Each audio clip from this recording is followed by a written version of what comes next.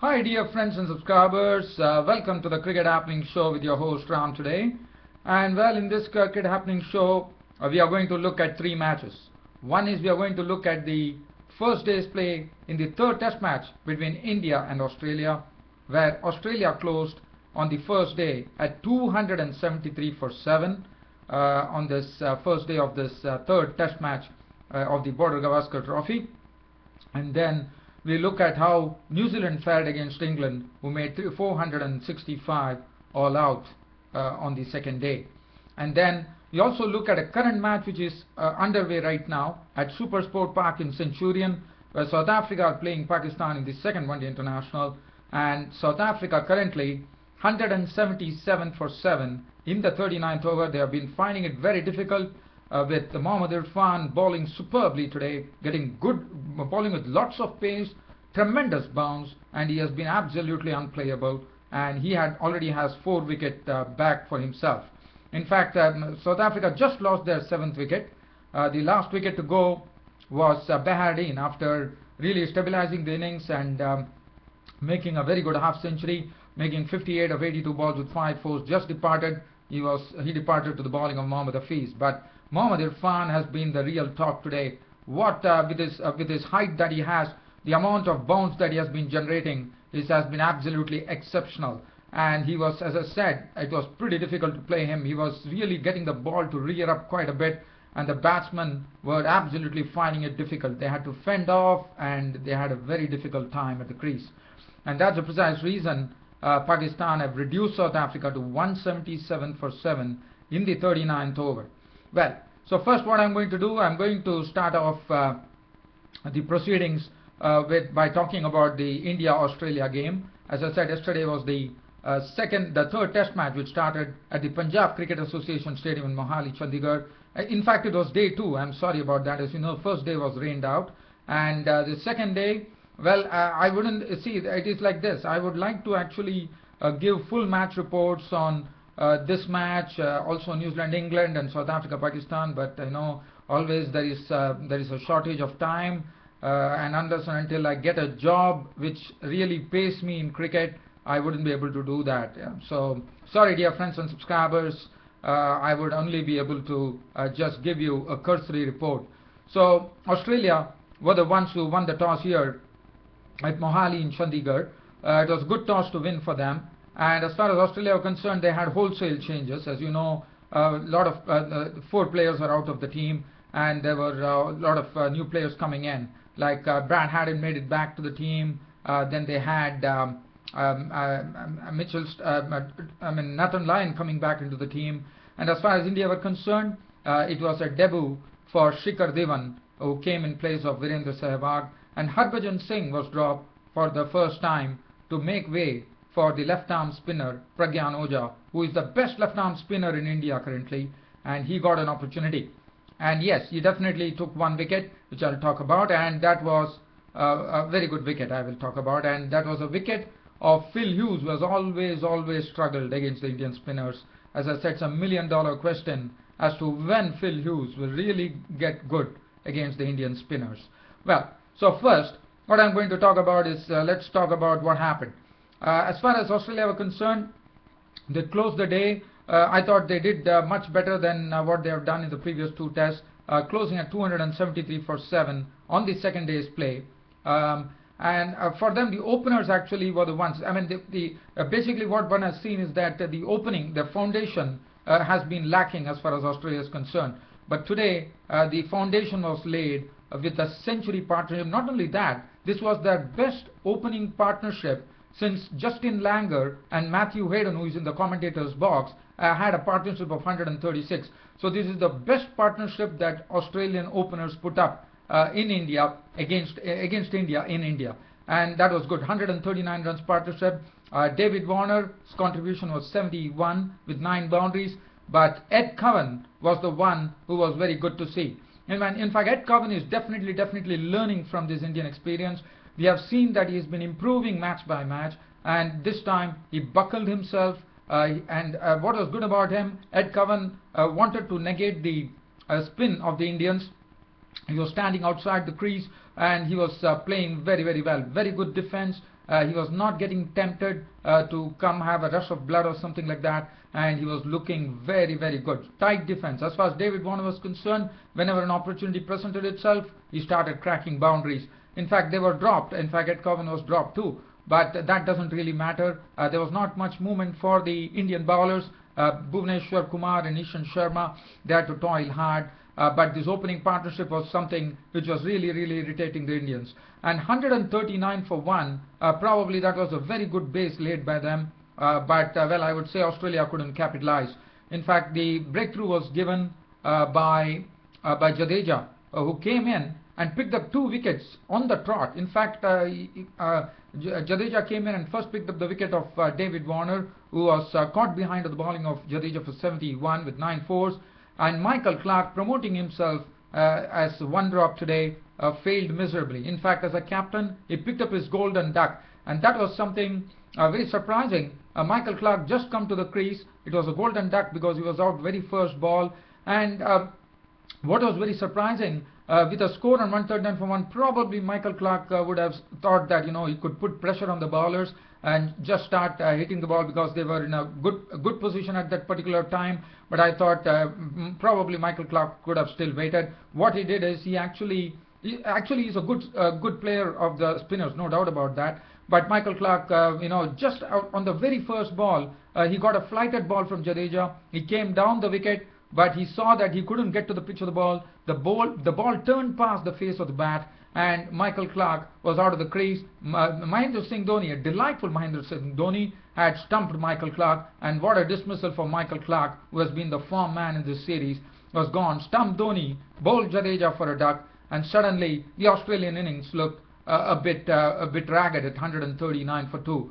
After that, Phil Hughes came in to join Ed Cowan, who was at the other end. But Phil Hughes, well, he has been struggling against the spinners. That was the same case today too. He really struggled. As I said, it's $1 million question. When Phil Hughes is going to get lots of runs against the Indian spinners.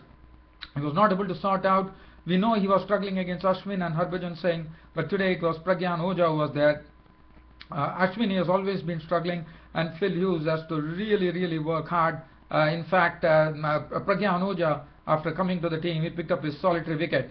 Phil Hughes was gone, trying to put a ball down the leg side, got a glove. Dhoni picked up the catch, and Phil Hughes was walking for 2. That made the score 151 for 3. So a position from 139 for no loss provided by the Australian openers. Australia definitely lost the initiative there as they saw Phil Hughes go 3 for 151.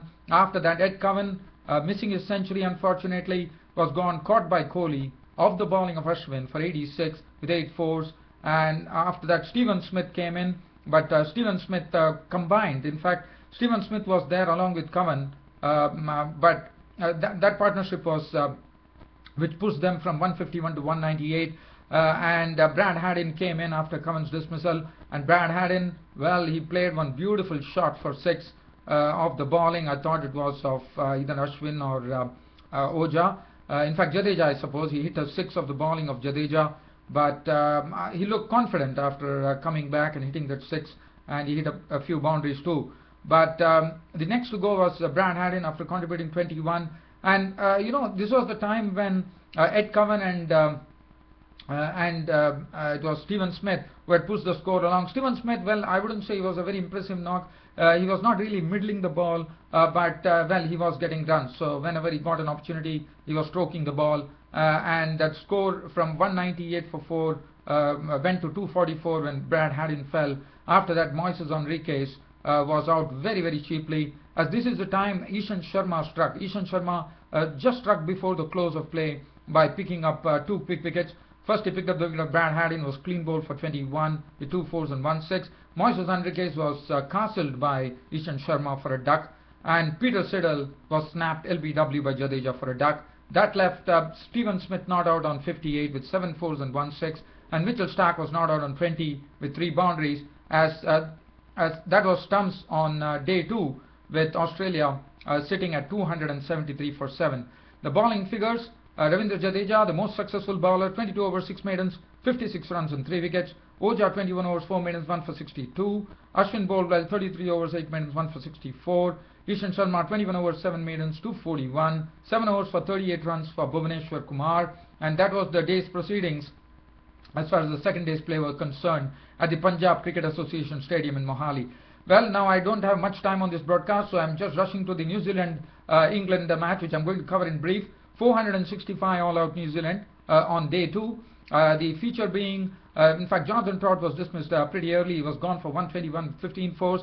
The other notable contribution coming in from Matt Pryor, who really played very aggressively. In fact, New Zealand really had the initiative in their hands when they picked up 3 quick wickets of Trott, Bell and Root, and Peterson too. Peterson also contributed 73 runs with 7 fours and 1 6.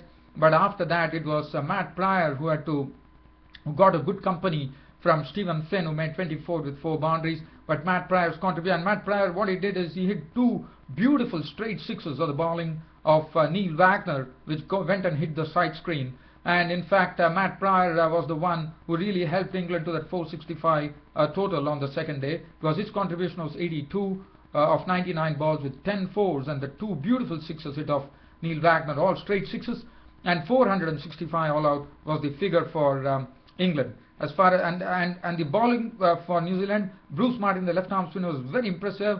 He really made the batsmen think there. 48 overs, 11 minutes, 130 runs and 4 wickets, and the other wickets were shared with Trent Boult 2 for 117, 2 for 112 for Neil Wagner. Kane Williamson picked up 2 wickets for 16 runs, and New Zealand in that reply on the second day closed at 66 for 3.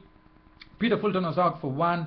Hamish Rutherford was a victim of Broad, as Broad picked up the second wicket when Rutherford was caught by Cook on the bowling of Broad for 23. But Ross Taylor was out to the very first ball that Stuart Broad bowled, and he was beaten by pace, and that ball went, it was an off cutter which hit Broad stumps, and he was gone for a duck. And finally Kane Williamson with 32 and Doug Brownlee with 8 saw them towards the close at 66 for 3. So 2 wickets to Broad and 1 to Anderson. Now let us go into the update between South Africa and Pakistan. Just looking at the update right now, I'm sorry, the match has been delayed by rain.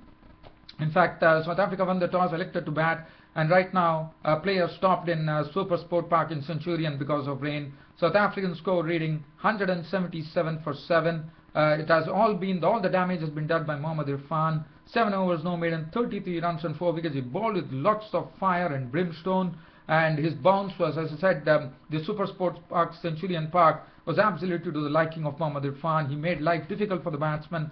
In fact, he was the one who not only gave the breakthrough, picked up 4 wickets on the trot. First he dismissed Hashim Amla, who was looking good with some very nice strokes, but he was gone, caught by Kamran Akmal of the bowling of Irfan for 17 of 16 balls with 3 fours.